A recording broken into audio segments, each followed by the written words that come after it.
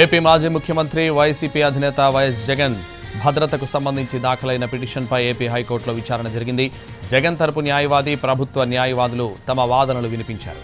ఇరువైపుల వాదనలు విన్న న్యాయమూర్తి విచారణను మధ్యాహ్నం 2:15 వాయిదా వేశారు. మాజీ ముఖ్యమంత్రి జగన్కు ఇచ్చిన బుల్లెట్ ప్రూఫ్ వాహనం సరిగా పనిచేయడం లేదని కోర్టు దృష్టికి తీసుకొచ్చారు ఆయన తరపు లాయర్. దీంతో బుల్లెట్ ప్రూఫ్ వాహనం నిర్వహణ బాధ్యత ఎవరిదని ప్రశ్నించారు జడ్జి. ఇంటెలిజెన్స్ది అని ఏజీ కోర్టుకు తెలిపారు. జగన్కు సరైన బుల్లెట్ ప్రూఫ్ వాహనం జామర్ ఇవ్వచ్చు కదా అని ప్రశ్నించారు న్యాయమూర్తి. ప్రత్యామ్నాయంగా వేరే బుల్లెట్ ప్రూఫ్ వాహనం ఉందో లేదో తెలుసుకుని కోర్టుకు చెబుతామన్నారు ఏజీ.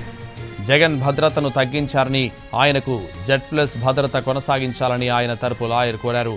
గతంలో ఉన్న భద్రతను తగ్గించి 58కి పరిమితం చేశారని చెప్పారు.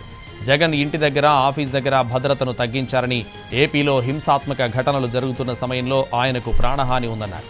అయితే చట్ట ప్రకారం ఇవ్వాల్సిన భద్రత ఇస్తున్నామని కోర్టుకు తెలిపింది ప్రభుత్వం. అయితే అసలు మాజీ సీఎంలకు భద్రతపై ఎలాంటి పాలసీ ఉందో చెప్పాలన్న న్యాయమూర్తి ప్రశ్నకు అలాంటి పాలసీలేమీ లేవని ప్రభుత్వం తెలిపింది. దీంతో గత 10 ఏళ్లలో ఎలాంటి పాలసీ తీసుకురాలేదా అని ప్రశ్నించారు జడ్జి.